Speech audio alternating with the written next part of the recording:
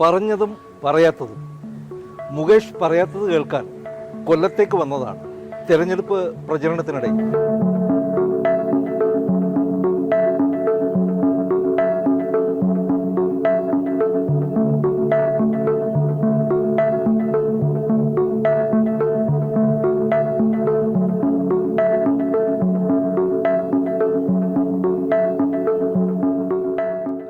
മാധവൻ നാടക സംവിധായകൻ, അഭിനേതാവ് എന്നീ നിലകളിൽ വളരെ പ്രശസ്തനായിരുന്നു. പക്ഷേ അച്ഛൻ ഇവിടെ അറിയപ്പെടുന്ന ഒരു പൊതുപ്രവർത്തകൻ കൂടിയായിരുന്നു. അദ്ദേഹം പഞ്ചായത്ത് പ്രസിഡന്റായിരുന്നു.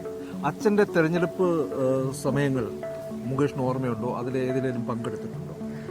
അല്ല, എൻ്റെയും എൻ്റെ 2 സഹോദരിമാരുടെയും ആദ്യത്തെ വോട്ട് അച്ഛനാണ്.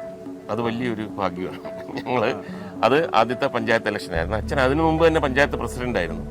പഞ്ചായത്ത് പ്രസിഡന്റ് ആയിരുന്നപ്പോഴത്തേക്കുള്ള കാര്യങ്ങളൊക്കെ പറഞ്ഞു കേൾവിയാണ്. അപ്പോൾ അന്ന് നമ്മൾ സിനിമയിലൊക്കെ അഭിനേതാവായിരുന്ന മണവാളൻ ജോസഫ് എന്ന് പറഞ്ഞിട്ടൊരു നടനുണ്ട്. നമ്മൾ എത്രയോ സിനിമകൾ കണ്ടിട്ടുണ്ട്. അദ്ദേഹം വെറും ജോസഫായിരുന്നു.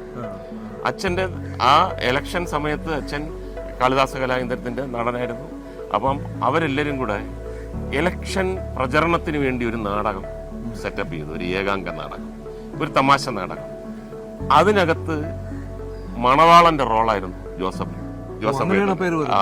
അപ്പം പെണ്ണ് കാണാൻ വരുന്നതും പുള്ളിയുടെ ഒരു പ്രത്യേക സ്റ്റൈലിൽ ഇങ്ങനെ എവിടെയെങ്കിലും ചെന്ന് നിന്ന് കഴിഞ്ഞാൽ അദ്ദേഹം തന്നെ എൻ്റെ അടുത്ത് പറഞ്ഞു. ഞാൻ ചോദിച്ചു, ഞാൻ നാടകം കണ്ടിട്ടില്ല, എന്തായിരുന്നു ആ മണവാളന്റെ റോളെന്ന് അദ്ദേഹം പിൽക്കാലത്ത് എൻ്റെ അടുത്ത് പറഞ്ഞു. അത് ആൾക്കാർക്കൊക്കെ ഭയങ്കര ഞാനൊരു പുതിയ സാധനം കണ്ടുപിടിച്ചു. ഞാൻ ചോദിച്ചു, എന്താണ് കണ്ടുപിടിച്ചത്? ബാക്ക് അടിക്കും. ഞാൻ പറഞ്ഞു, അതെങ്ങനെ? അപ്പോൾ ആൾക്കാരിങ്ങനെ വെയിറ്റ് ചെയ്യുകയാണ്. ഇയാളുടെ ബാക്ക് അടി എന്ന് പറയുന്നൊരു സംഭവം, ബാക്കിലോട്ടുള്ള ഒരു മൂവ്മെൻറ്റ്. ഞാൻ ചോദിച്ചാൽ, അയ്യോ അതെനിക്ക് കാണണമെന്ന് പറഞ്ഞു. മണവാളം ഇങ്ങനെ വന്ന് ഫുൾ കൈ ഷർട്ടും അതും ഇതൊക്കെ കൊടുത്തുണ്ട് വന്നിട്ട് സ്റ്റേജിൽ വന്നു കഴിഞ്ഞാൽ നിന്നതിന് ശേഷം അതൊരു ഭയങ്കര സ്റ്റൈലായിരുന്നു. ഞാൻ പറഞ്ഞു, അന്നത്തെ കാലത്ത് ഇങ്ങനെ. അപ്പോൾ ആൾക്കാർ ഇയാൾ വരുമ്പം തന്നെ ആളുകൾ ചിരി തുടങ്ങും. ഈ ബാക്കിലോട്ട് അടിക്കുന്നത് കാണാനാണ് ഒരു സ്റ്റെപ്പ്. ഈ ടെക്നിക്ക് ഉപയോഗിച്ചിട്ടുണ്ടോ എവിടെയെങ്കിലും? ഞാൻ എപ്പോഴെങ്കിലുമൊക്കെ ഉപയോഗിച്ചിട്ട് കാണും കേട്ടോ. ഞാൻ അതൊക്കെ മനസ്സിലങ്ങ് പതിയുന്ന സംഭവങ്ങളാണ്. അപ്പോൾ അങ്ങനെ നമ്മൾ ആ കാലഘട്ടത്തിൽ പിന്നീട് ഞാൻ കോളേജിൽ പഠിക്കുമ്പോഴത്തേക്കാണ് അച്ഛൻ 2ാമത്തെ പഞ്ചായത്ത് ഇലക്ഷൻ നിൽക്കുന്നത്. അപ്പോൾ എൻ്റെ കൂട്ടുകാരന്മാർ, എൻ്റെ സഹോദരിമാരുടെ കൂട്ടുകാരികൾ എല്ലാവരും കൂടെ ഭയങ്കര സ്ക്വാഡ് വർക്ക് പോലൊക്കെ അന്ന് ചെയ്തിട്ടുണ്ട്. അപ്പോൾ അന്ന് അത്ഭുതകരമായിട്ടുള്ളൊരു കാര്യം എന്ന് പറഞ്ഞു കഴിഞ്ഞാൽ അച്ഛൻ്റെ കൂടെയുള്ള 7 മെമ്പർമാർ, ഓപ്പോസിറ്റ് 6 മെമ്പർമാർ പ്രതിപക്ഷത്തിൽ. ഒരാൾ അങ്ങോട്ട് പോയാൽ അദ്ദേഹം അതിൻ്റെ ലീഡർ പഞ്ചായത്ത് പ്രസിഡന്റാവും. അയാൾ വലിയ കാശുകാരനാണ്. കാശുകാരൻ എന്ന് പറഞ്ഞാൽ അന്നത്തെ പഞ്ചായത്ത് മെമ്പർ എന്നൊക്കെ പറഞ്ഞു കഴിഞ്ഞാൽ ഒരു 10,000 രൂപയോ 15,000 രൂപയോ ഒന്നും ഒന്നിച്ച് കാണാത്ത ആൾക്കാരാണ്. Offer 1 lakh rupees. അപ്പോൾ അച്ഛൻ പറഞ്ഞു, 1 ലക്ഷം രൂപ ഒരാൾ കൊടുക്കും, അപ്പുറത്തോട്ട് പോയി വോട്ട് ചെയ്യണമെന്ന് പറഞ്ഞാൽ നമ്മൾ എന്തടിസ്ഥാനത്തിലാണ് വേണ്ടാന്ന് പറയുന്നത്? അയാളുടെ ലൈഫിൽ അന്ന് 1 ലക്ഷം രൂപ എന്ന് പറഞ്ഞാൽ ഇന്നത്തെ 10 കോടി രൂപയാണ്. അപ്പം പക്ഷെ അച്ഛനൊരു ബുദ്ധി ചെയ്തു. ഈ 7 പേര്, അന്നൊക്കെ 7 പേരെയൊക്കെ പുല്ലുപോലെ അംബാസഡർ കാർ കയറും. അപ്പോൾ ഈ 7 പേരെയും കൊണ്ട് ഒരൊറ്റ പോക്ക. മൊബൈൽ ഫോണില്ല, വർക്കല, കന്യാകുമാരി. അന്ന് തന്നെ റിസോർട്ട് സമ്പ്രദായം അച്ഛൻ അന്ന് തുടങ്ങി. അത് ഞാൻ കണ്ടു വളരുന്നല്ലേ. പലരും എൻ്റെ അടുത്ത് ഇവിടെ പോയിടെ ഇതിന്റെ അച്ഛനും ആൾക്കാരും കൂടെ. ഞാൻ നമുക്കെന്ന് പറഞ്ഞൂടാ.